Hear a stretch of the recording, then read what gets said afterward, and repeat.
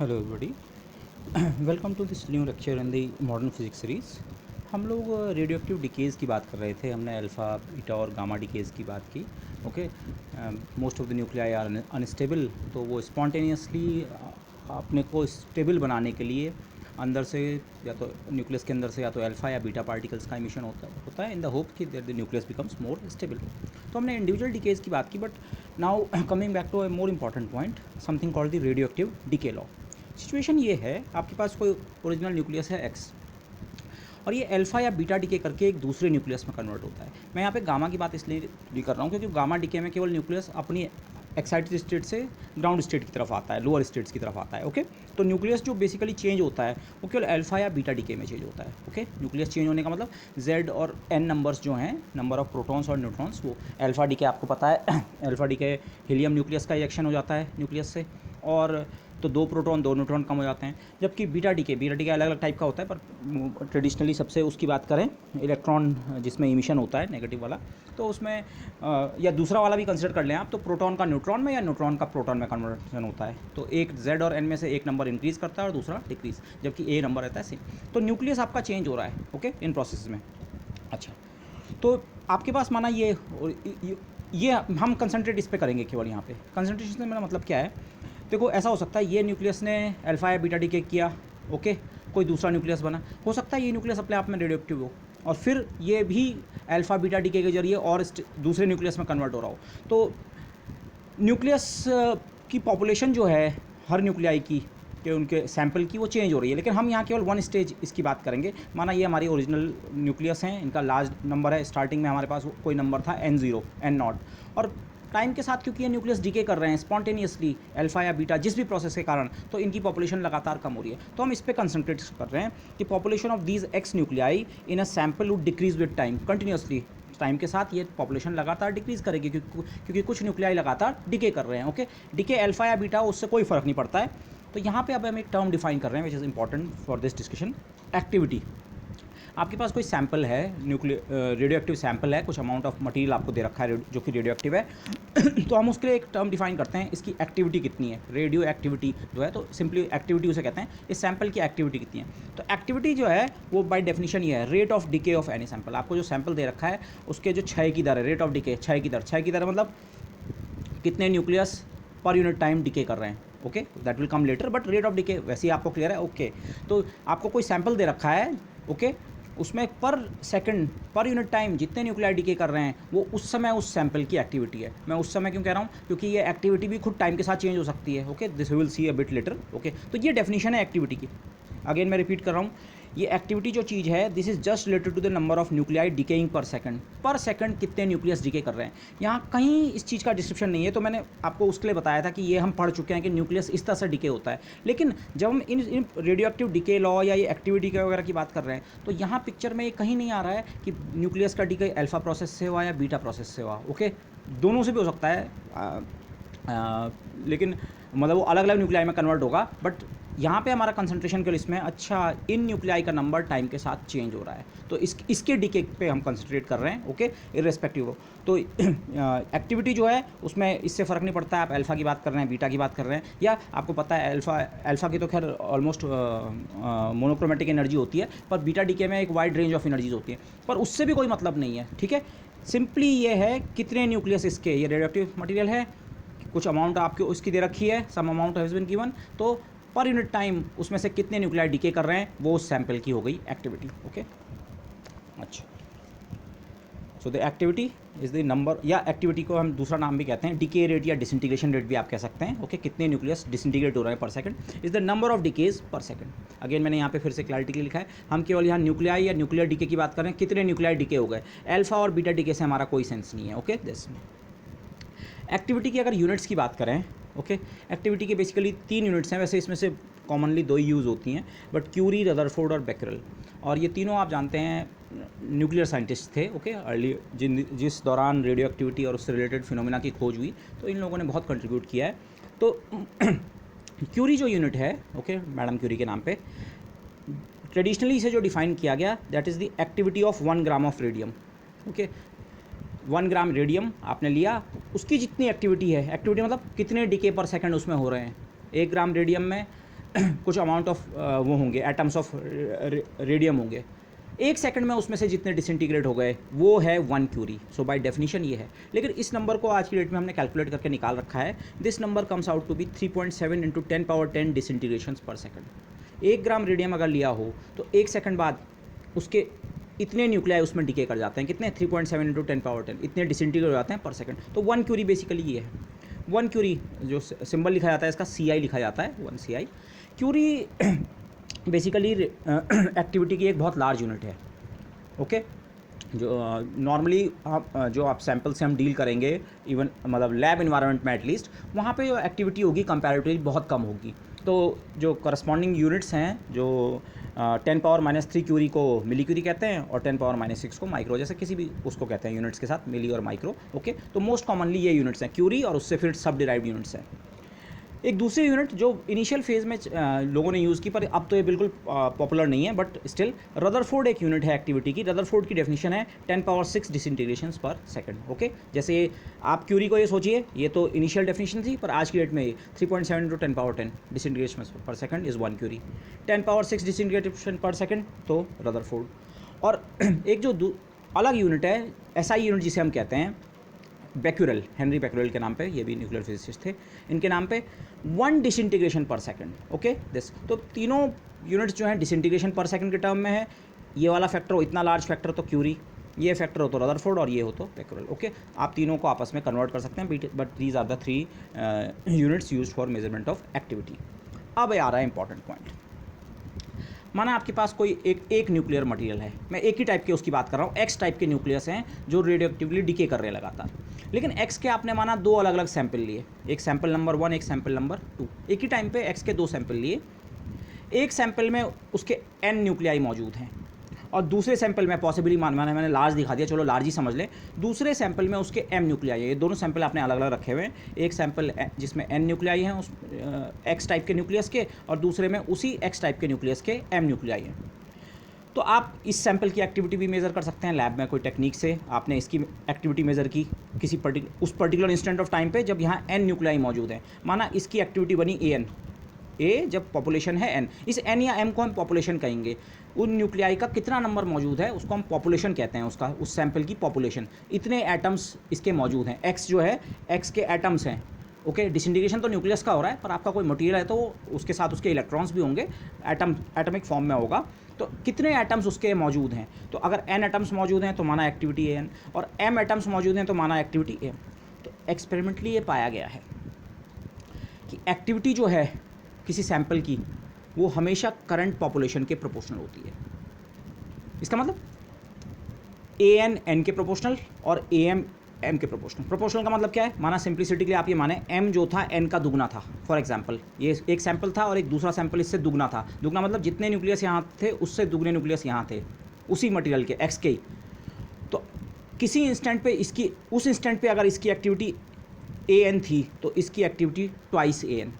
ठीक है, activity proportional to current population का ये मतलब है। जो पॉपुलेशन है उस समय उस सैंपल की, तो एक्टिविटी ये पाया गया है। This is an experimental fact. और खैर हम इसे थ्योरी से भी डिराइव करने की कोशिश करते हैं कि क्यों ऐसा है। Okay, but this is an experimental fact कि activity is proportional to the current population. मतलब AN N के प्रोपोर्शनल और AM सिमिलरली M के प्रोपोर्शनल। इनफैक्ट जब मैं प्रोपोर्शनलिटी लिख रहा हूँ मुझे 2 अलग अलग नहीं लिखने चाहिए, एक ही से काम हो रहा है। But this is an important observation. Okay, तो हो क्या रहा है अब इस सिचुएशन को ऐसे देखते हैं। अब 2 अलग अलग सैंपल की बात नहीं करते, यहाँ से हमें ये फैक्ट मैंने आपको बता दिया। अब इसे इस तरह से देखते हैं। ओके, माना आपके पास एक सैंपल था। अब आपको ये पता है कि रेडियो एक्टिव मटेरियल आपके पास है अगर, तो उसकी पॉपुलेशन जो है वो टाइम के साथ डिक्रीज़ कर रही होगी। पॉपुलेशन का मतलब अगेन क्लियर कर दूँ, पॉपुलेशन मतलब कितने न्यूक्लियस X के उसमें उस समय हैं। ओके, स्टार्टिंग में ज़्यादा न्यूक्लियस होंगे, फिर टाइम के साथ उसमें से ग्रेजुअली कुछ डिसइंटीग्रेट हो गए, फिर थोड़ी देर बाद और ज़्यादा डिसइंटीग्रेट हो गए, फिर थोड़ी देर बाद और ज़्यादा डिसइंटीग्रेट हो गए। तो जो X के न्यूक्लियस की संख्या है वो टाइम के साथ चेंज हो रही है, इनफैक्ट वो लगातार डिक्रीज़ कर रही है। तो माना किसी पर्टिकुलर टाइम T पे, माना मेरे सैंपल में इतने न्यूक्लियस बचे हुए हैं, NT उस समय की पॉपुलेशन है। N मेरा जनरल वेरिएबल होगा पॉपुलेशन के लिए, लेकिन पॉपुलेशन टाइम के साथ चेंज हो रही है, तो N is a function of T। तो ये सिचुएशन है टाइम T पे। और इसके थोड़ी देर बाद एक टाइम देखते हैं T+dt समय अंतराल बाद। माना इसमें से कुछ न्यूक्लियस डिके हो चुके हैं, लगातार डिके हो रहा है। माना mod DN number of nucleus का डिके हो गया। मॉड क्यों लिया है अभी क्लियर हो जाएगा। इसमें से कुछ न्यूक्लियस का डिके हो गया है। नई पॉपुलेशन को भी मैंने n लिखा, लेकिन वो n है at t plus d t, n at t, n at t plus d t, time के साथ ये। ओके, डीके के कारण आपको पता है बाद वाले टाइम पे जो पॉपुलेशन है वो पहले वाले टाइम पे जो पॉपुलेशन है उससे कम होगी। ओके, तो अगर आप इसको इस फॉर्म में लिखें, आप लिखते हैं ना बाद वाली क्वांटिटी बराबर पुराना प्लस समथिंग। ओके, तो n t plus d t कितना है, पुराना एन टी, इस टाइम पे जो पॉपुलेशन है उसमें थोड़ा कमी हो रही है, टाइम के साथ पॉपुलेशन डिके कर रही है। अगर मैं प्लस डी एन करता, प्लस डी एन भी कर सकते हैं आप, पर तब आपको ये ध्यान रखना पड़ता कि डी एन हमारा नेगेटिव क्वांटिटी होता। लेकिन इस तरह से यूज़ करने में एडवांटेज क्या है, ओके ऑटोमेटिकली डी एन को हम एक पॉजिटिव क्वांटिटी ही ट्रीट करेंगे, डी एन को पॉजिटिव क्वांटिटी ट्रीट करेंगे, तो पॉपुलेशन जो है बाद के टाइम पे पॉपुलेशन उससे पहले वाले टाइम की पॉपुलेशन में से कुछ घट गई है। ओके, डिके को ऐसे ऐसे रिप्रेजेंट किया है। तो इनफैक्ट मुझे यहाँ पे जिस तरह से मैंने नोटेशन यूज़ किया है, मुझे मॉड डी एन यूज़ करने की ज़रूरत नहीं थी, पर आप ट्रीटमेंट ऐसे भी कर सकते हैं, आप इसको प्लस डी एन रखें, पर तब दिमाग में हमेशा ये ध्यान रखें कि डी एन जो नंबर है वो बेसिकली नेगेटिव है अगर आप इस साइन को प्लस लेते हैं। बेसिकली प्लस माइनस का सारा आइडिया क्या है, पॉपुलेशन टाइम के साथ डिक्रीज हो रही है। ओके, तो जो हमने एक्टिविटी डिफाइन की, एक्टिविटी का मतलब क्या है, एक्टिविटी हमने डिफाइन किया rate of decay, rate of disintegration पर यूनिट टाइम कितने न्यूक्लियस डिके कर गए, इस टाइम में कितने न्यूक्लियस डिके किए, डी एन। ओके, और वो कितना था, टाइम इंटरवल डी टी। आप बोलेंगे अगेन यहाँ मैंने माइनस लिया है। चेंज का मतलब हमेशा जब हम इस तरह से कोई भी डिफ्रेंशिएशन या कुछ भी करते हैं, चेंज का मतलब हमेशा होता है final minus initial. Final population, ये फाइनल पॉपुलेशन है इस समय अंतराल के, ये पहले वाला टाइम है, बाद वाला टाइम है, initial time, final time, initial population, final population. Final population में से इनिशियल को घटाओ, वो है चेंज। तो चेंज एक्चुअली आपका माइनस डी एन के बराबर है। ओके, तो जो एक्टिविटी है कितने डिसइंटीग्रेशन पर यूनिट टाइम हुए, minus D n over d t के बराबर। Okay, this is this. ये अगेन माइनस साइन को आप ऐसे भी समझ सकते हैं, अगर आप एक्टिविटी को simply d N by D t सोचें, आप सोचें माइनस साइन हमने बाई हैंड लाए हैं। बाई हैंड ये माइनस साइन क्यों लाए हैं, क्योंकि पॉपुलेशन जो है एक्चुअली टाइम के साथ क्या हो रही है, डिक्रीज हो रही है, तो उसको कंपनसेट करने के लिए minus. But either way you can understand this. Activity जिस चीज़ को हम यहाँ पे क्वालिटेटिवली डिफाइन कर रहे थे कि हाँ इतने नंबर ऑफ डीके पर सेकंड को हम एक्टिविटी कहेंगे, तो अगर ये सिचुएशन किसी न्यूक्लियर मटेरियल में है, किसी सैंपल में है, और ये सिचुएशन लगातार होती रहती है, इसके बाद वाले समय टाइम इंटरवल पे जाएँ, पॉपुलेशन और चेंज हो जाएगी, और कम हो जाएगी, फिर और कम हो जाएगी, तो लगातार ये प्रोसेस चल रही है। तो किसी भी एक इंस्टेंट ऑफ टाइम पे टी से लेकर टी प्लस डी टी के बीच ये सिचुएशन है, तो इस इंस्टेंट पे जो एक्टिविटी है वो बाय डेफिनेशन तब इतनी है, minus D N by D T. Number of decays per unit time ही तो है, इतने डिके हो गए, पहले ज़्यादा थे अब कम रह गए, कितने कम रह गए, इतने कम। तो इतने कम कहाँ गए, ये डिके हो गए, नंबर ऑफ डिके अपॉन कितने टाइम में हुए, तो रेट ऑफ डिके पर यूनिट टाइम। ओके, लेकिन एक्टिविटी की भी एक इंपॉर्टेंट चीज़ है, एक्टिविटी खुद टाइम का फंक्शन होगी, वो आप यहाँ से भी नोट कर सकते थे। पॉपुलेशन खुद टाइम का फंक्शन है, टाइम के साथ पॉपुलेशन चेंज होती है, और एक्टिविटी टाइम के प्रोपोर्शनल है। इस फैक्ट ने मुझे बताया था किसी सैंपल की एक्टिविटी जो है वो करंट पॉपुलेशन के प्रोपोर्शनल होती है। पॉपुलेशन ज़्यादा है तो एक्टिविटी ज़्यादा होगी, पॉपुलेशन कम है तो एक्टिविटी कम होगी। तो इसका मतलब एक सैंपल के साथ अगर आप स्टार्ट करें तो जैसे जैसे उसकी पॉपुलेशन घट रही है तो एक्टिविटी भी क्या करेगी, घटेगी। ओके, दिस, तो A is also a function of T. तो अब ये जो एक्सपेरिमेंटल फैक्ट है इसको यूज़ करें कि एक्टिविटी क्या होती है उस समय की पॉपुलेशन की, उस करंट इंस्टेंट की पॉपुलेशन के क्या होती है, प्रोपोर्शनल। एक्टिविटी है minus D N by D t, और इस समय की पॉपुलेशन, इस पर्टिकुलर इंस्टेंट पर पॉपुलेशन कितनी थी, एन टी। ओके, तो d N by D t is proportional to n. यहाँ पे मैंने एन की वो नहीं लिखी है, डिपेंड एन टी का फंक्शन है, बट दैट इज़ इम्प्लाइड। तो minus D N by D t is proportional to n. Okay, जब कोई चीज़ किसकी प्रोपोर्शनल होती है तो आप एक प्रोपोर्शनलिटी कांस्टेंट लाते हैं, तो यहाँ पे हम एक प्रोपोर्शनलिटी कांस्टेंट इंट्रोड्यूस कर रहे हैं, से लैम्डा। ओके, लैम्डा का अभी केवल नाम रख देते हैं, लैम्डा को हम कहेंगे डीके कांस्टेंट। किसी रेडियोएक्टिव मटेरियल के लिए ये सबसे इंपॉर्टेंट प्रॉपर्टीज़ में से एक है, उसका डीके कांस्टेंट कितना होता है, तो लैम्डा है डीके कांस्टेंट। लैम्डा को डिफाइन करने की कोशिश करते हैं। ओके, ये लैम्डा क्या है, लैम्डा बराबर, अगर केवल आप माइनस साइन से ओमिट होना चाहें, केवल मॉड ले लिया मैंने, d N by D t 1/n। D N by D t क्या है, एक्टिविटी, वो जो आपका सैंपल है उसकी एक्टिविटी, जितना भी बड़ा सैंपल हो, ये हो जो भी सैंपल है उसकी activity, d N by D t. उसको नंबर ऑफ न्यूक्लियॉन्स उस समय जो हैं उससे डिवाइड कर रखा है, कितने नंबर ऑफ न्यूक्लियॉन्स नहीं, नंबर ऑफ न्यूक्लियाई, कितने न्यूक्लियस हैं उससे डिवाइड कर रखा है। तो इसे आप एक्टिविटी पर न्यूक्लियस भी तो कह सकते हैं। एक न्यूक्लियस की एक्टिविटी, एन न्यूक्लियस की एक्टिविटी कुल मिला के इतनी है, ये पूरे सैंपल की एक्टिविटी है dN/dt, और उसको खुद नंबर ऑफ न्यूक्लियस से डिवाइड कर दिया तो एक्टिविटी पर न्यूक्लियस। तो बेसिकली लैम्डा जो हमने डिके कांस्टेंट जिसे कहा, इसे आप एक्टिविटी पर न्यूक्लियस भी कह सकते हैं। और एक्टिविटी खुद डिके रेट होता है। एक्टिविटी का मतलब ये होता है कितने न्यूक्लियस पर सेकंड पर यूनिट टाइम डिके कर रहे हैं, तो डिके रेट पर न्यूक्लियस, पूरे सैंपल का डिके रेट नहीं, एक एक न्यूक्लियस का डिके रेट। अब एक एक इसे मैंने इसके बाद ऐसे भी लिखा है, डिके प्रोबेबिलिटी पर न्यूक्लियस पर सेकंड। बेटर हम इसे ऐसे कहेंगे। इसके लिए एक छोटा सी एग्जांपल समझने की कोशिश करते हैं। माना आपके पास एक 1 मोल कोई सब्सटेंस है जो कि रेडियो एक्टिव है। 1 मोल का मतलब उसमें 10⁻23 के ऑर्डर के आपके पास न्यूक्लियाई हैं। ये सैंपल है, इसमें 10⁻23 न्यूक्लियस आपके पास मौजूद हैं। ओके, माना इस सैंपल की एक्टिविटी मुझे पता है, मैंने एक्सपेरिमेंटली मेजर किया जहाँ से भी। माना इसकी एक्टिविटी है 10⁻10 डिकेज पर सेकंड, मतलब यूनिट टाइम बाद, 1 सेकंड बाद इसमें से 10⁻10 न्यूक्लियस डीके कर जाएंगे। ओके, पहले तो एक चीज़ नोट कर लीजिए, ये नंबर 10⁻10 भी एक लार्ज नंबर है, पर 10⁻23 के मुकाबले ये भी कहीं स्टैंड नहीं कर रहा है। ओके, बहुत स्मॉल फ्रैक्शन जो है पूरे रेडियो एक्टिव सैंपल का, एक बहुत छोटा फ्रैक्शन डिके करने वाला है। लेकिन अब ये फ्रैक्शन से एक बात वो आती है, ये माना 10⁻23 न्यूक्लियस का आपने नंबर कर रखा है, नंबरिंग कर रखी है 1 2 3 4 5 100 1 लाख 1 करोड़ एंड दिस, और ये 10⁻20 न्यूक्लियस, 23rd न्यूक्लियस, सारे न्यूक्लियस की नंबरिंग है। 1 सेकंड बाद आपको पता है ये सैंपल थोड़ा कम रह जाएगा। कितना कम रह जाएगा? इसमें से 10⁻10 डीके कर जाएंगे। लेकिन क्या आप ये बता सकते हैं कि इनमें ये 10⁻23 में से जिन 10⁻10 का डीके होने वाला है ये कौन से हैं? क्या ये नंबर 1 और नंबर 2 और नंबर 3 और शुरू के जिनको हमने शुरू की नंबरिंग किया, क्या ये वो वाले होंगे या कोई बीच वाले? या ऐसा कोई फैक्ट नहीं है। फैक्ट ये है, ये जो प्रोसेस है डीके की प्रोसेस, ये कंप्लीटली रैंडम होती है। रैंडम होने का मतलब आप ये तो कह सकते हैं एक्टिविटी इसकी इतनी है, मतलब हमें पता है इसमें 1 सेकंड बाद 10⁻10 न्यूक्लियस खत्म हो जाएंगे, डिके हो जाएंगे। मैं उसको कई बार डेथ भी बोल सकता हूँ, इतने न्यूक्लियस की डेथ हो गई। ओके, प्रॉपर शब्द डिके है, but I might use death sometimes. इतने न्यूक्लियस डिके कर गए, लेकिन वो न्यूक्लियस कौन से होंगे इन 10⁻23 में, ये कोई नहीं बता सकता है। ओके, तो इसीलिए हो क्या रहा है, आप यहाँ पे कहते हैं एक्चुअली हर न्यूक्लियस की डिके की कुछ प्रोबेबिलिटी है। ये पर यूनिट टाइम हर न्यूक्लियस की डिके की प्रोबेबिलिटी है कि वो डिके कर जाएगा, लेकिन फिर डिके सैंपल में से केवल कुछ न्यूक्लियस करते हैं। तो ये लैम्डा बेसिकली क्या बता रहा है? लैम्डा बता रहा है आपको एक न्यूक्लियस के यूनिट टाइम में डिके होने की प्रोबेबिलिटी कितनी प्रायिकता है कि एक पर्टिकुलर न्यूक्लियस यूनिट टाइम बाद खत्म हो जाएगा, उसकी डेथ हो जाएगी, वो डिके हो जाएगा। लेकिन ये प्रोबेबिलिटी है केवल। तो अब पूरे सैंपल के लिए ये नंबर आप कैलकुलेट करें, पूरे सैंपल की पॉपुलेशन कितनी है? n है। तो पूरे सैंपल के लिए एक न्यूक्लियस के डिके होने का चांस पर यूनिट टाइम इतना है लैम्डा। तो पूरे सैंपल में n न्यूक्लियस हैं, तो पूरे सैंपल का डिके होने का चांस कितना है? कितने न्यूक्लियस उसमें से डिके हो जाएंगे? Lambda times n, lambda times n, lambda times n ही तो आपकी एक्टिविटी होती है। ओके, तो ये नंबर एक्टिविटी। तो लैम्डा की डेफिनेशन ये है, डिके प्रोबेबिलिटी पर न्यूक्लियस पर सेकंड, क्योंकि रेडियो एक्टिव डिके जो होता है प्रोबेबिलिस्टिक होता है। प्रोबेबिलिस्टिक का मतलब मैंने आपको यहाँ पे समझाने की कोशिश की।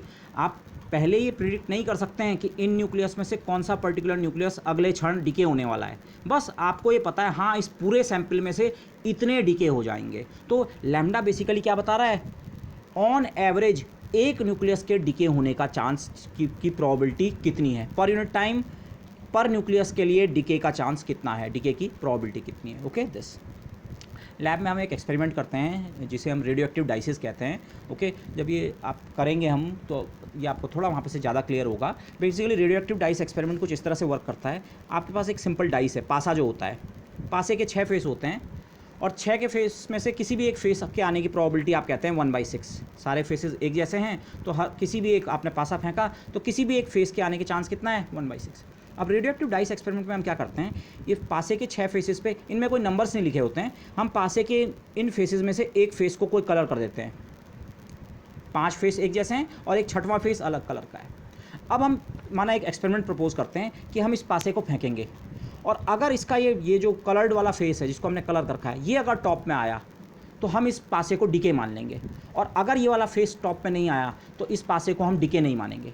तो अब आप सोचिए, आप सिंगल पासे के साथ अगर ये एक्सपेरिमेंट करें तो कितना चांस है, इस तरह का आपने एक पासा लिया, कितनी प्रोबेबिलिटी है कि वो पासा डिके कर जाएगा। डिके करने का मतलब क्या है?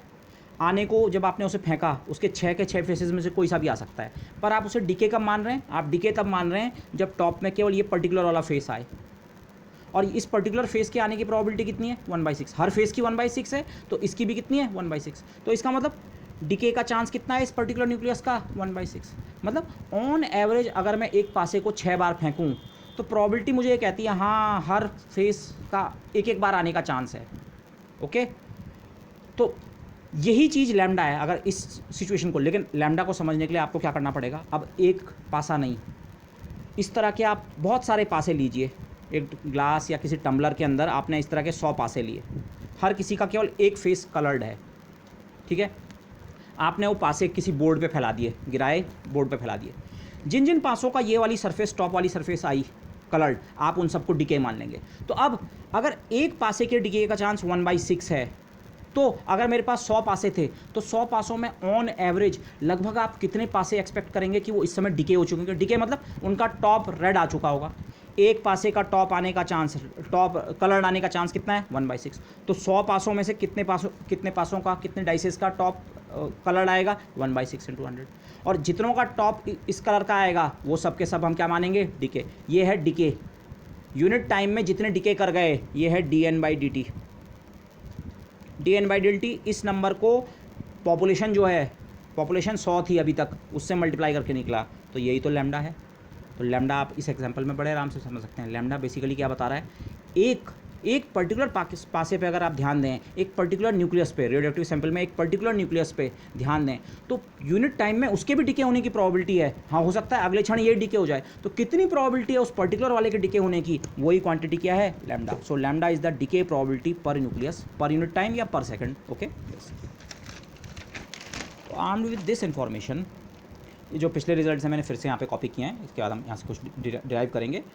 Activity at a given time minus dN/dt, n खुद टाइम के साथ चेंज हो रहा है, पर इस डिफ्रेंशिएशन करने के बावजूद भी एक्टिविटी t का फंक्शन बना रहेगा।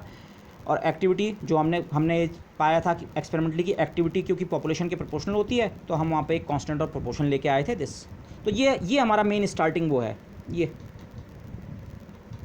n जो वेरिएबल है, अगर आप इसे एक मैथमेटिक्स की प्रॉब्लम की तरह सोचें, n जो वेरिएबल जो कि टाइम के साथ चेंज हो रहा है, वो इस डिफरेंशियल इक्वेशन को ओबे करता है। dN/dt बराबर लैम्डा n। ये मैथमेटिक्स की एक प्रॉब्लम है, एक डिफरेंशियल इक्वेशन है, वेरी सिंपल टू इंटीग्रेट या solve. Okay, lambda decay constant है। हाँ, एक प्रॉपर्टी और मैंने यहाँ पे नोट की है, डीके कांस्टेंट किसी मटेरियल का एक्सटर्नल प्रॉपर्टीज़ पे डिपेंड नहीं करता है। माना आपका कोई रेडियोएक्टिव सैंपल है, उसका कुछ डीके रेट है, तो उसका एक डीके कांस्टेंट होगा कुछ।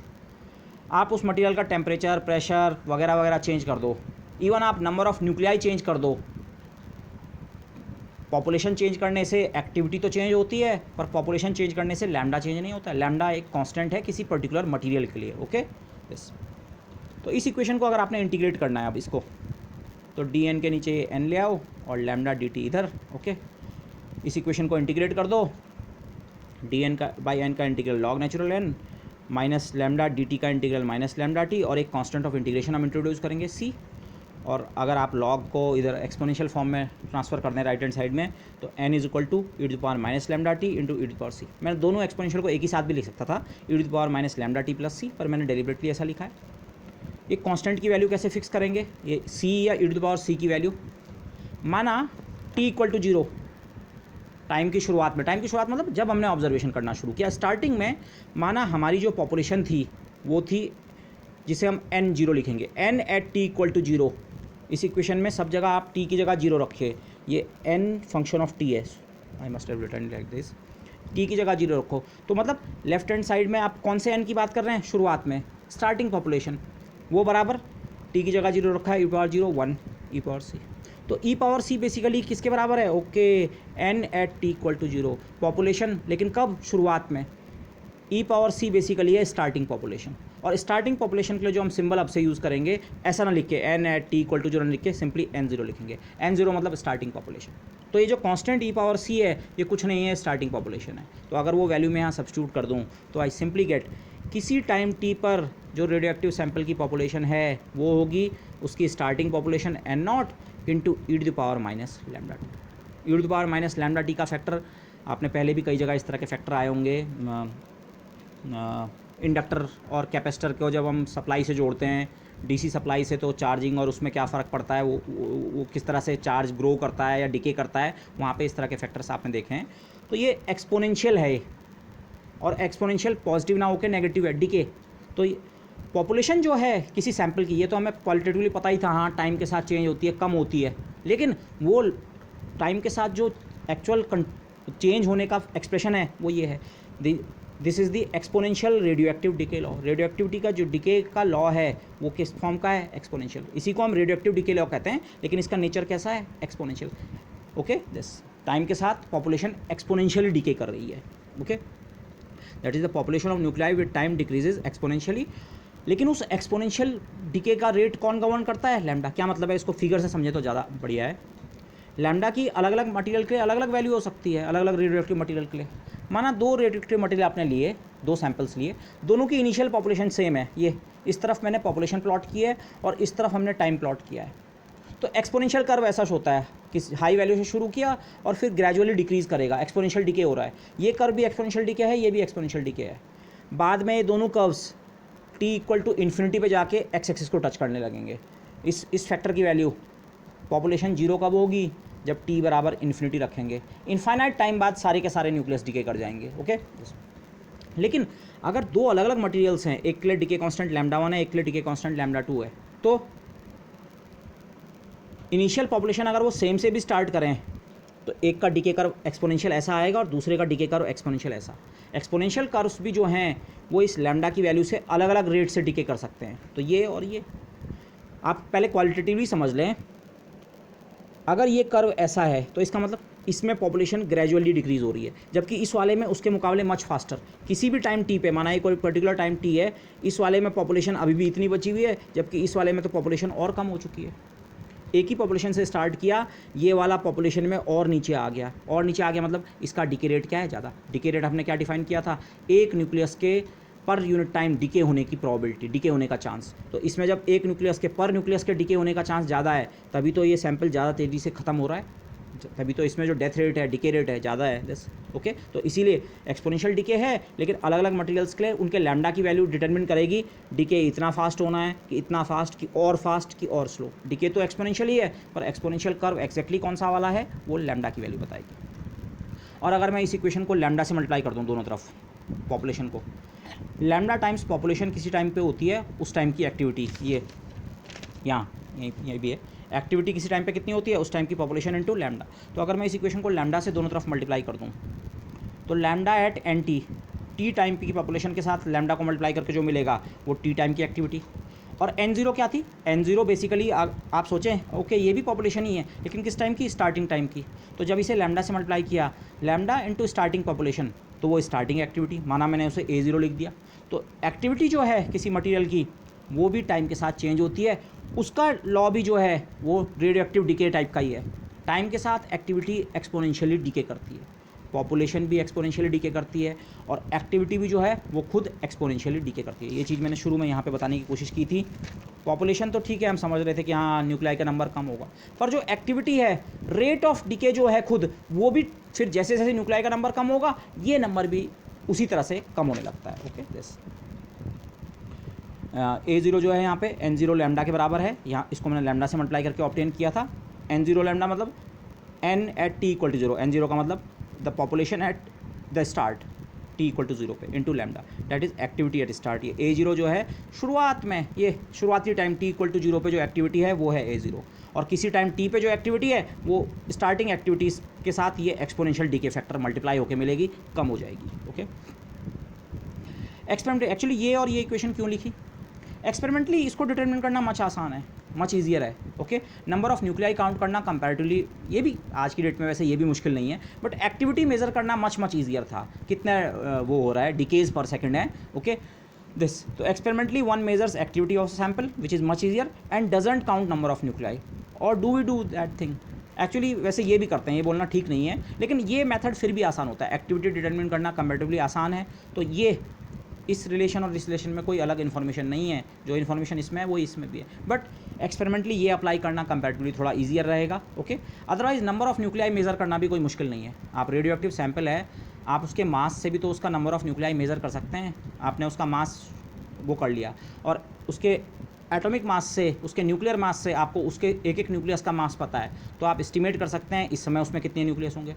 बाद में वो डिके हो गया तो उसका मास कम हो गया, तो उस मास में आप फिर से देख सकते हैं अच्छा अब इसमें कितने और रह गए, न्यूक्लियस रह गए। तो ये भी वैसे काउंटिंग की जा सकती है और ये भी की जा सकती है लैब में, मतलब दोनों चीज़ मेजर की जा सकती हैं। तो इधर एक्टिविटी या पॉपुलेशन जो है both follow the exponential decay formula. Okay, अच्छा यहाँ पे एक चीज़ और आएगी, मैंने कहीं पे लिखी, ओके एक पॉइंट और है, हाँ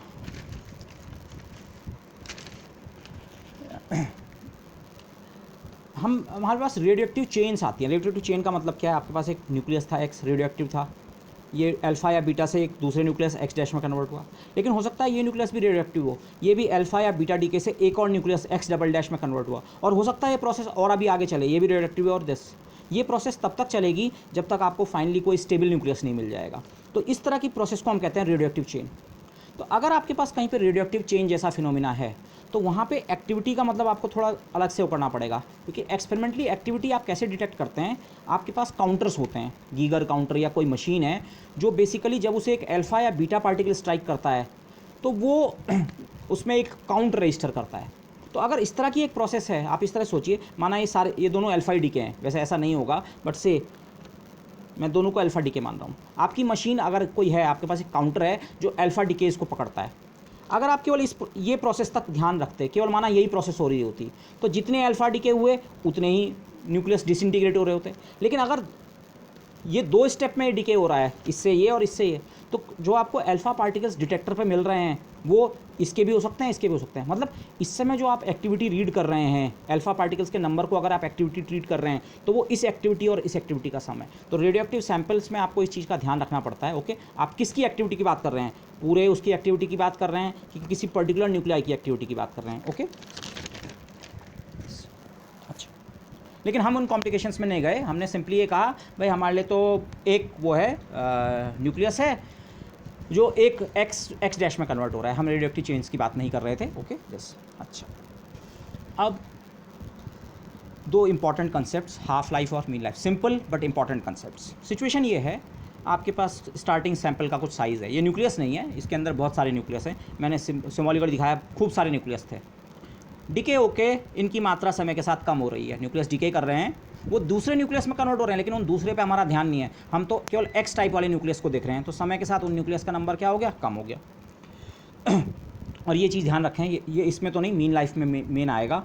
रेडियो एक्टिव डिके स्पॉन्टेनियस होता है, प्रोबेबिलिस्टिक होता है। प्रोबेबिलिस्टिक का मतलब कौन सा पर्टिकुलर न्यूक्लियस डिके करेगा वो पहले कोई नहीं बता सकता है। ओके दिस, हाफ लाइफ, किसी रेडियो एक्टिव मटीरियल के लिए हम एक टाइम डिफाइन करते हैं जिसे हम कहते हैं हाफ लाइफ, उस रेडियो एक्टिव मटीरियल की हाफ लाइफ टाइम या हाफ लाइफ सिंपली इसकी डेफिनेशन बहुत सिंपल है, time in which half the original sample has decade.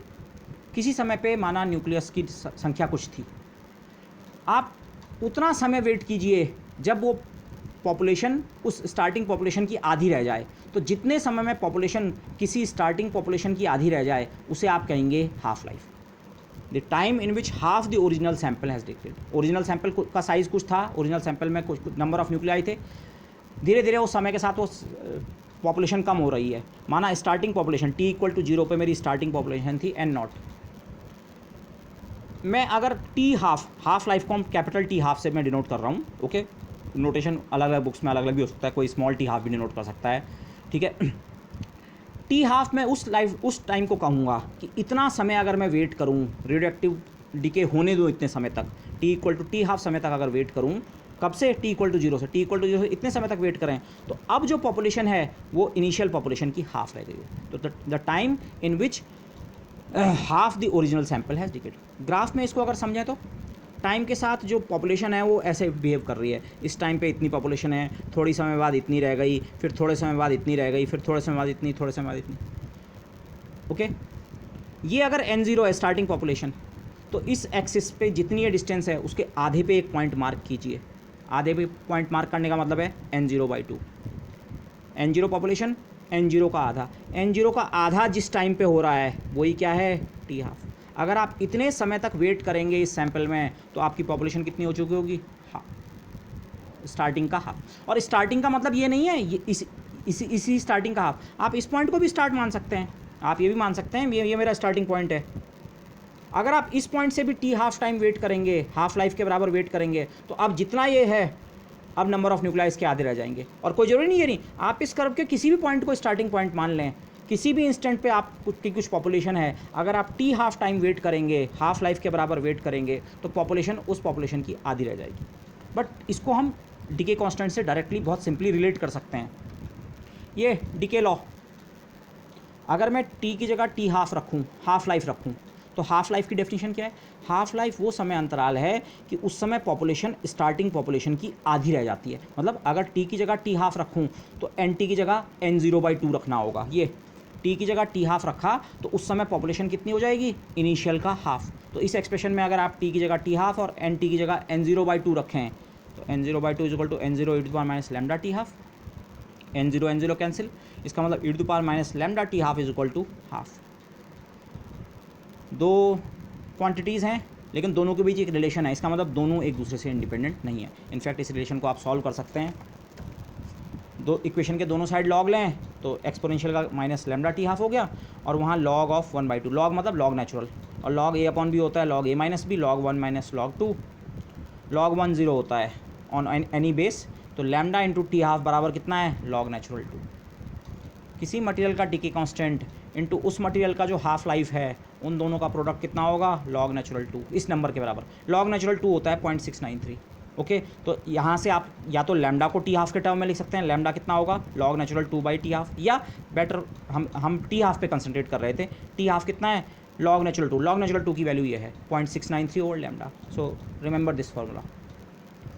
किसी मटेरियल के डीके कांस्टेंट और उसके हाफ लाइफ में ये रिलेशन है।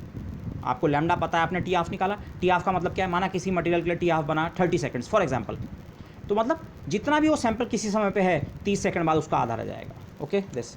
और यहाँ से आप एक और चीज़ देख सकते हैं, लैम्डा अगर ज़्यादा होगा तो टी हाफ कम होगा एंड वाइस वर्सा। क्वालिटेटिवली आप इसे वैसे भी समझ सकते हैं, लैम्डा मतलब पर न्यूक्लियस के डीके का चांस पर यूनिट टाइम, लैम्डा ज़्यादा है पर न्यूक्लियस के डीके का चांस ज़्यादा है, प्रोबेबिलिटी ज़्यादा है, तो मतलब वो सैंपल जल्दी खत्म होगा, जल्दी इरोड हो रहा होगा, तो मतलब उसका हाफ लाइफ क्या होगा? कम होगा। लैम्डा ज़्यादा तो टी हाफ कम, और लैम्डा कम तो टी हाफ ज़्यादा। Okay, higher lambda implies lower half life and vice versa.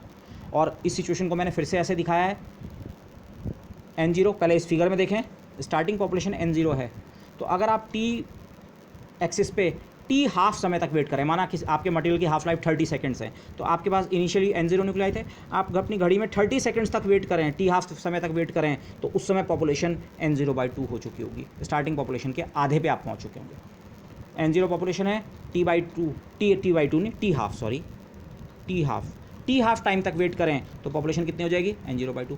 और एक बार और फिर से टी हाफ टाइम तक वेट करें, माना 30 सेकंड्स है टी हाफ, स्टार्टिंग पॉपुलेशन माना 100 है, वैसे इतने कम नंबर्स के साथ हम ये बात नहीं कर सकते हैं, but let's say half life 30 second है और स्टार्टिंग पॉपुलेशन 100 है, तो 100 से 50 होने में कितना समय लगेगा? 30 सेकंड्स।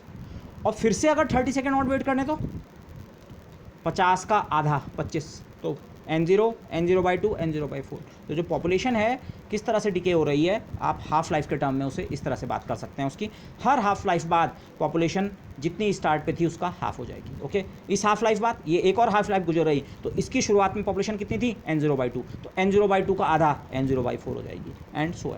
ओके, तो ये तो हुई half life. Okay, half life का डीके कांस्टेंट से रिलेशन ये है, और हाफ लाइफ की डेफिनेशन वो समय अंतराल, वो टाइम पीरियड जिसके बाद पॉपुलेशन स्टार्टिंग पॉपुलेशन की आधी रह जाती है। ओके बस। अच्छा, अब अगेन डीके आप ध्यान रखें प्रोबेबिलिस्टिक होता है। प्रोबेबिलिस्टिक क्यों मैं इस पर एम्फेसाइज कर रहा हूँ?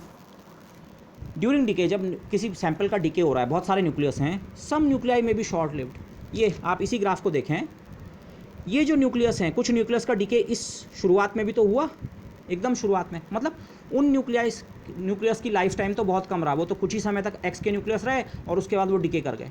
जबकि अभी भी सैंपल में कुछ न्यूक्लियस बचे हैं, फिर कुछ न्यूक्लियस का डीके हो रहा है, फिर कुछ न्यूक्लियस का, जो न्यूक्लियस इस समय पे भी बचे हुए हैं, इस समय पे भी सैंपल की कुछ पॉपुलेशन है, मतलब इस समय भी उसके अंदर कुछ न्यूक्लियस बचे हुए हैं एक्स के, तो उनकी लाइफ तो कंपैरेटिवली ज़्यादा है।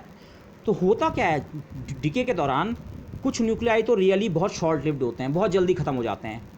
जो बहुत जल्दी डीके हो गए, शुरू वाले पार्ट में डीके हो गए, माना अगेन 100 न्यूक्लियस हैं, 1 सेकंड बाद उसमें से माना 20 डीके हो गए, तो जो ये 20 थे इनका लाइफ टाइम तो बहुत ही कम रहा, ये तो 1 सेकंड के अंदर ख़त्म हो गए, इनका लाइफ टाइम तो बहुत ही कम था। और कुछ न्यूक्लियस ऐसे हैं आप 1 घंटे बाद भी उस सैंपल को देखेंगे तो उसमें कुछ न्यूक्लियस अभी भी बचे हुए हैं, चाहे वो 4-5 कितने भी हों, लेकिन कुछ न्यूक्लियस बचे हुए हैं। तो ये जो 4-5 न्यूक्लियस हैं इनका लाइफ टाइम तो काफ़ी ज़्यादा है। तो हो क्या रहा है डिके के प्रोसेस में, कुछ न्यूक्लियाई तो बहुत शॉर्ट लिव्ड होते हैं और कुछ न्यूक्लियाई क्या हो सकते हैं, very very long lived. Okay, again यहाँ पे रैंडमनेस का कंसेप्ट आ रहा है, प्रोबेबिलिस्टिक कंसेप्ट आ रहा है। रैंडम लॉन्ग या short life of any one nucleus.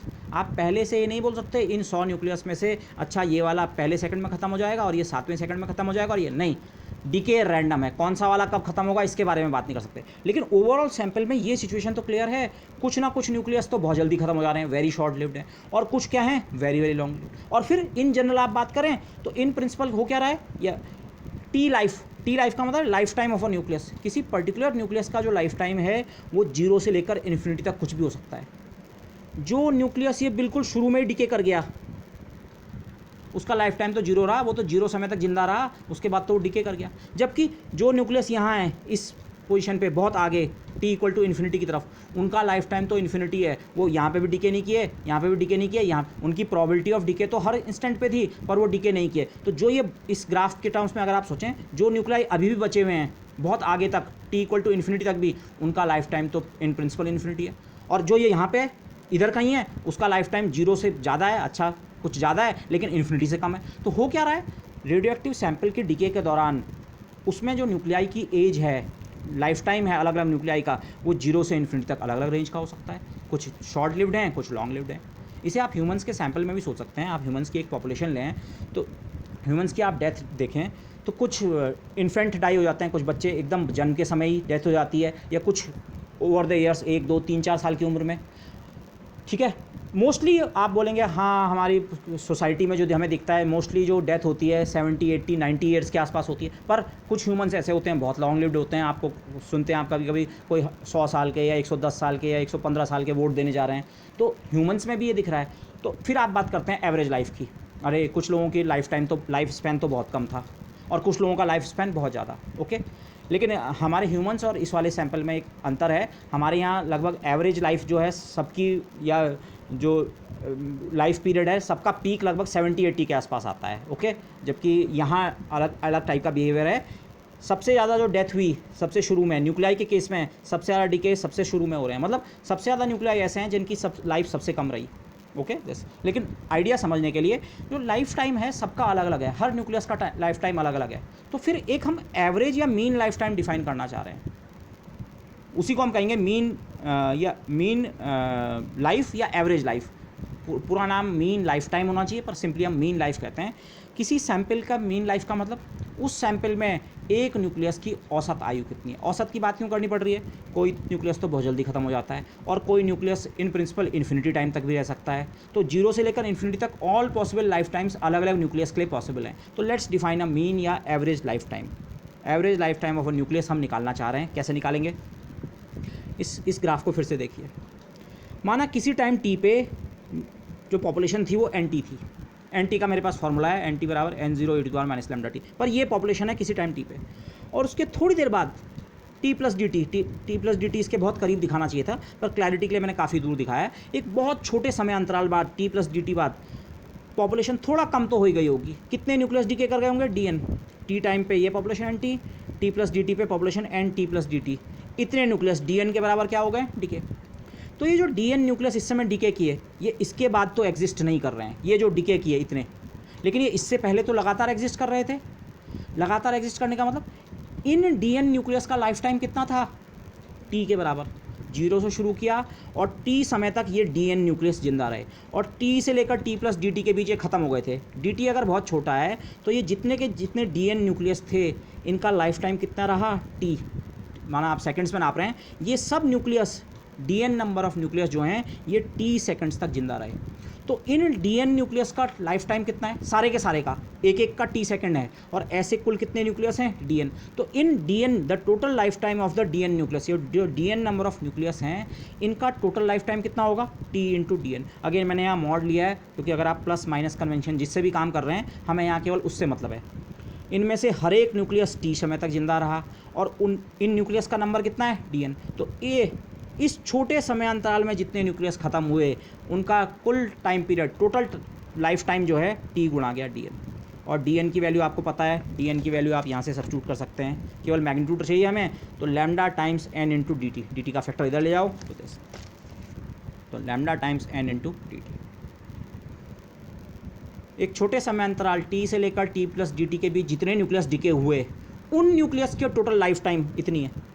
तो फिर सारे सैंपल में अगर पूरे न्यूक्लियस की बात करें, सारे के सारे न्यूक्लियस की बात करें, तो उन सब का लाइफ टाइम निकालना चाहें तो, उन सब के लाइफ टाइम का टोटल निकालना चाहें तो ये dn न्यूक्लियस इस इंस्टेंट में जितने डिके हुए उनका लाइफ टाइम है।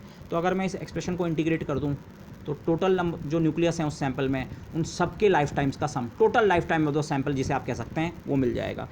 Total life time of all n not nuclei in the sample. कुल न्यूक्लियाई कितने शुरुआत में n नॉट थे, तो इन n नॉट के n नॉट न्यूक्लियाई का लाइफ टाइम का सम अगर हम निकालना चाहें तो वो निकलेगा इस एक्सप्रेशन का इंटीग्रेशन करके। इंटीग्रेशन का वेरिएबल बनेगा t की रेंज कहाँ से कहाँ तक होती है, t की रेंज 0, कुछ का लाइफ टाइम 0 होता है और कुछ का 1 2 3 4 और in principle life time infinity तक हो सकता है। तो integrate this expression, dn nucleus के लाइफ टाइम का सम इतना, सारे सैंपल के लाइफ टाइम का टोटल निकालने के लिए टी टोटल जिसे मैंने लिखा है, इस एक्सप्रेशन को इंटीग्रेट कर दो 0 से इन्फिनिटी तक। टी लैम्डा ऐसी रहने दी है। N t exponential decay law से किसी भी समय पॉपुलेशन का एक्सप्रेशन ये है, starting population e⁻ lambda t और साथ में डी टी। कॉन्स्टेंट्स को आप बाहर ले लें, लैम्डा और n नॉट कॉन्स्टेंट्स हैं, lambda decay constant, n0 starting population, ये बाहर आ गए। Integration t e⁻ lambda t d t. Exponential के साथ एक t मल्टीप्लाइड है, बाई पार्ट्स आप इसको इंटीग्रेट कर सकते हैं। Okay, first function integration of other minus integration of differentiation of first integration of other, वो आपने किया। लिमिट्स आप पुट करें, ये वाला जो फर्स्ट टर्म है ये अपर और लोअर दोनों लिमिट्स पे ख़त्म हो जाएगा।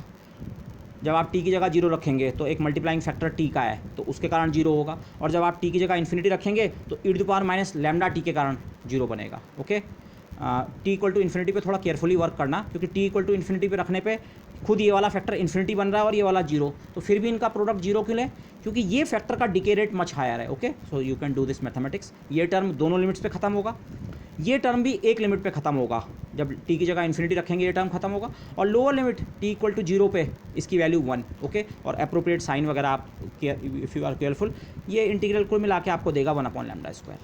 लैम्डा पावर n0 बाहर था, एक लैम्डा कैंसिल, n0 पूरे n0 न्यूक्लियस जो थे इन सबके लाइफ टाइम्स अगर हम ऐड करें तो वो नंबर लास्ट में इतना बन रहा है। कुछ तो बहुत जल्दी डिके कर गए, कुछ थोड़ा और समय बाद, कुछ समय बाद, पर सबकी लाइफ टाइम्स को अगर मैं ऐड कर दूँ, n0 के n0 न्यूक्लियस की लाइफ टाइम्स को ऐड करूँ तो वो नंबर इतना बन रहा है n0/λ। This simple calculation. तो अब हम एवरेज लाइफ टाइम की बात करना चाह रहे थे। एवरेज मतलब सबकी लाइफ टाइम का सम इतना है, और कुल कितने न्यूक्लियस हैं, n0। शुरुआत में हमने n0 न्यूक्लियस से स्टार्ट किया था, इन n0 न्यूक्लियस की टोटल लाइफ टाइम इतनी है। अगर मैं इस एक्सप्रेशन को n0 से डिवाइड कर दूँ, इस n0 को इधर ले आऊँ, तो वही क्या है, मीन लाइफ या एवरेज लाइफ। एक न्यूक्लियस की औसत आयु जो है, कुछ न्यूक्लियस की एक्चुअल आयु 0 सेकंड है, कुछ की 1 सेकंड, कुछ की 2 सेकंड, पर एवरेज की बात करें तो t टोटल अपॉन n0। तो वो जो एवरेज लाइफ है, जिसे आप नॉर्मली हम मीन को इस तरह से दिखाते हैं, मीन वैल्यू t या t बार, लेकिन यहाँ पे जो सिंबल हम यूज़ करते हैं, टाउ सिंबल यूज़ करते हैं मीन लाइफ के लिए। मीन लाइफ होगा t टोटल, सारे सैंपल की total possible life time upon sample starting में कितने न्यूक्लियाई का था, n0 न्यूक्लियाई का, t टोटल अपॉन n0, तो उसकी वैल्यू आपकी बन रही है 1/λ। मीन लाइफ जो है, जो जिसे हमने डिफाइन किया था average life of one nucleus, वो बेसिकली कितने के बराबर है, सिंपली 1/λ। मटेरियल का डिके कांस्टेंट अगर आपको पता है तो टाउ निकाल सकते हैं, या इन्वर्सली अगर टाउ पता है तो लैम्डा, और आप इसे t½ से भी रिलेट कर सकते हैं। हाफ लाइफ हमने कही थी 0.693/λ, हमने डिराइव किया था, तो 1/λ टाउ के बराबर है, तो 0.693 टाइम्स टाउ। हाफ लाइफ और मीन लाइफ का रिलेशन ये है, t½ इक्वल टू 0.693 टाउ, या सिमिलरली आप टाउ भी निकाल सकते हैं, ये फैक्टर डिनोमीटर में ले आइए। ओके, यहाँ से एक चीज़ आप देख सकते हैं, ये फैक्टर 1 से कम है, इसका मतलब t½ टाउ से कम होता है। ये दोनों टाइम पीरियड्स हैं, ठीक है, ये भी एक टाइम पीरियड है किसी सैंपल के लिए, ये भी एक टाइम पीरियड है किसी सैंपल के लिए। ये वाला टाइम पीरियड इस वाले टाइम पीरियड से कम होता है। ओके, इसको एक दूसरी तरह से बड़े आराम से समझ सकते हैं, जैसे t½ को हमने पॉपुलेशन के टर्म में डिस्क्राइब किया था। इनफैक्ट t½ की तो डेफिनेशन ही वैसे देते हैं, t½ वो समय है जिस समय के बाद पॉपुलेशन इनिशियल पॉपुलेशन की कितनी रह जाती है, आधा। तो ज़रा हम ये भी निकाल सकते हैं, अच्छा अगर हम टाउ टाइम तक वेट करें, इनिशियल कुछ पॉपुलेशन है और इतने समय तक अगर वेट करें, टाउ किसी मटेरियल के लिए टाउ कुछ होगा, इतने समय तक वेट करें तो अब पॉपुलेशन कितनी रह जाती है, टी हाफ। तो टी हाफ समय तक वेट करें तब तो पॉपुलेशन n0 से कितनी रह जाती है, n0/2 हाफ। लेकिन अगर मैं t बराबर टाउ समय तक वेट करूं, और टाउ आप देख सकते हैं टाउ टी हाफ से ज़्यादा बनने वाला है, टी हाफ टाउ से कम है, मतलब हम टी हाफ लाइफ से भी कुछ ज़्यादा समय तक वेट कर रहे हैं। तो अगर हम हाफ लाइफ से ज़्यादा समय तक वेट करें तो पहले क्वालिटेटिवली आपको ये क्लियर होना चाहिए, अच्छा हाफ लाइफ में तो पॉपुलेशन आधी हो जाती है, और अगर हम उससे भी ज़्यादा समय तक डिके होने दे रहे हैं और ज़्यादा समय तक वेट कर रहे हैं तो पॉपुलेशन ज़रूर और ज़्यादा डिक्रीज़ करेगी। एक्चुअली वो कितना डिक्रीज़ करती है वो आप कंप्यूट कर सकते हैं उस फॉर्मूले में, डीके फॉर्मूले में टी की जगह टाउ रखो, पॉपुलेशन एट टाइम टाउ कितने होगी, n0 e⁻ लैम्डा, टी की जगह टाउ, लैम्डा इंटू टाउ कितना होता है 1 e⁻⁻1, e⁻⁻1 मतलब 1/, टाउ टाइम पे जो पॉपुलेशन है वो स्टार्टिंग पॉपुलेशन की 1/e रह जाती है, मतलब population has fallen to 1/e of the starting population. Tau को अब आप ऐसे भी डिफाइन कर सकते हैं, ये हमें शुरू में नहीं पता था लेकिन मैथमेटिक्स करने के बाद ऐसे भी डिफाइन कर सकते हैं। टाउ मीन लाइफ जिसे हम कह रहे थे, मीन लाइफ वो टाइम पीरियड है कि उतने टाइम इंटरवल तक वेट करें तो रेडियोएक्टिव सैंपल में जो पॉपुलेशन है वो स्टार्टिंग पॉपुलेशन का 1/e रह जाता है। 1/e लगभग 0.37 के आसपास बनता है, तो परसेंटेज में बोलें तो 37%। हाफ लाइफ में पॉपुलेशन 50% रह जाती है। टाउ मीन लाइफ तक अगर वेट करें किसी सैंपल की तो जो पॉपुलेशन है वो इनिशियल पॉपुलेशन का लगभग 37% के आसपास रह जाता है। मीन लाइफ की हमने ओरिजिनल डेफिनेशन ये नहीं दी थी, लेकिन ये तो आप देख सकते हैं पॉपुलेशन और कम रह गई, वो हम यहीं से भी समझ रहे थे पर एक्चुअल नंबर्स के टर्म में भी हमने बात की। ये 37 और अगर 37% न्यूक्लियस बचे हैं तो कितने परसेंट न्यूक्लियस डीके कर गए होंगे, 63% के आसपास। ये 37 और 63 का परसेंटेज वाला नंबर हमेशा जब भी ये एक्सपोनेंशियल वाला टर्म आता है इसके साथ रिलेट होता है। लेट मी रिमाइंड यू, आपने इंटरमीडिएट में एल और सी सर्किट्स स्टडी किए होंगे, ठीक है। रेजिस्टेंस के बाद जब हम सर्किट में डीसी सर्किट में ही इंडक्टर या कैपेसिटर को लगाएं तो फिर उसमें चार्ज या करंट का बिल्डअप होता है या डीके करता है, जो भी सिचुएशन आप स्टडी कर रहे हो। तो इस तरह के फैक्टर्स वहाँ बार बार आते हैं कि इतना टाइम इंटरवल जिसके बाद जिन्हें हम वहाँ पे टाइम कॉन्स्टेंट्स कहते हैं, इतना समय जिसके बाद उसमें जो चार्ज की वैल्यू है ओरिजिनल वैल्यू का 1/e रह जाए या वगैरह वगैरह। तो वो क्यों है, क्योंकि वहाँ पर भी आपका एक्सपोनेंशियल लॉ होता है। चार्जिंग का लॉ जो है कैपेसिटर का, उसमें भी एक्सपोनेंशियल लॉ होता है। इंडक्टर में जो करंट का बिल्ड या डिके होता है उसमें भी एक्सपोनेंशियल लॉ होता है। तो ये फैक्टर्स ये फैक्टर 37 बेसिकली क्या है, 1/e। ओके दिस, तो अगर 37% डिके कर गया है तो बाकी 37% बचा हुआ है, तो डिके कितना क्या होगा, 63% बस। तो हाँ, मीन लाइफ को आप इस तरह से भी डिफाइन कर सकते हैं। वैसे उसकी एक्चुअल डेफिनेशन ये है, average life time of a nucleus. कोई न्यूक्लियस शॉर्ट लिव्ड होता है, कोई लॉन्ग लिव्ड होता है। तो एवरेज लाइफ की बात करें तो वो है मीन लाइफ। हाँ, मैथमेटिक्स ने मुझे बताया मीन लाइफ होती है 1/λ, तो फिर मैंने उसको दूसरी तरह से भी डिफाइन कर सकता हूँ। मीन लाइफ किसी सैंपल का वो टाइम पीरियड है कि उतने समय तक आप मटेरियल को डिके होने दें तो अब आपके ओरिजिनल पॉपुलेशन का केवल 37% न्यूक्लियस सर्वाइव कर रहे होंगे। ग्राफ में इस सिचुएशन को मैंने ऐसे दिखाया है, starting population n0 eight t = 0। इस एक्सेस में इस तरफ टाइम है, इस तरफ पॉपुलेशन है। टाइम के साथ पॉपुलेशन डिक्रीज़ कर रही है, लेकिन कैसे डिक्रीज़ कर रही है, अगर मैं टी हाफ समय तक वेट करूं, या बेटर ऐसे समझें, स्टार्टिंग पॉपुलेशन n0 है, n0 का हाफ ले लिया मैंने, जितना ये डिस्टेंस थी उसके हाफ पे एक पॉइंट मार्क किया और वहाँ से ये और ये कंस्ट्रक्शन की, ये जो टाइम पीरियड है ये टी हाफ होगा। इतने समय तक अगर डिके होने दें तो पॉपुलेशन कम होते होते स्टार्टिंग पॉपुलेशन के आधे पे आ चुकी है। और अगर मैं शुरुआत से इतने समय तक वेट करता, टाउ समय तक, टाउ मतलब मीन लाइफ हाफ लाइफ से और ज़्यादा होती है। अगर मैं टाउ समय तक वेट करता तो पॉपुलेशन और गिरते गिरते n0/e लगभग 0.37 टाइम्स 50% से और नीचे 37% पे आ चुकी होती। तो ये जो दोनों लाइफ टाइम से अगर आप फिगर में समझना चाहें आप इस तरह से समझ सकते हैं। Okay, so this completes our discussion of radioactive decays and decay laws. Okay, इसके साथ कुछ और कॉन्सेप्ट्स भी आते हैं पर अभी मैं उनको डिस्कस नहीं करूँगा, आपके सिलेबस में भी नहीं है, बट मैं आपको इंसिस्ट करूँगा कि आप उसे थोड़ा अपने आप से पढ़ लें। एक point carbon dating. Okay, carbon dating का हल्का आइडिया आपको होगा। कार्बन डेटिंग थोड़ा आप पढ़ लें, वो रेडियोएक्टिव डिके लॉ का डायरेक्ट एप्लीकेशन है बेसिकली। थोड़ा सी कार्बन डेटिंग पढ़ लें। और एक जो मैं रेडियोएक्टिव चेन्स की बात कर रहा था कि एक मटेरियल डिके होकर दूसरे में कन्वर्ट होता है और दूसरा तीसरे में, तो नेचर में आपको इस तरह की 4 साइकिल्स मिलती हैं, 4 रेडियोएक्टिव डिके चेन्स जिन्हें हम कहते हैं वो मिलती हैं। थोड़ा वो जो 4 रेडियोएक्टिव डिके चेन्स हैं और वो 4 ही क्यों हैं उसको थोड़ा सी आप पढ़ लीजिए। तो ये 2 पॉइंट्स मैं चाहूँगा आप खुद से पढ़ लें। तो this completes our discussion of radioactivity and related phenomena. Next lectures में अब हम जाएंगे न्यूक्लियर रिएक्शंस। न्यूक्लियर रिएक्शन से मतलब हमारा होगा बेसिकली फिजन एंड फ्यूज़न की बात हम करेंगे वहाँ पे mainly. Okay, so that comes in the next lectures. So thank you everybody.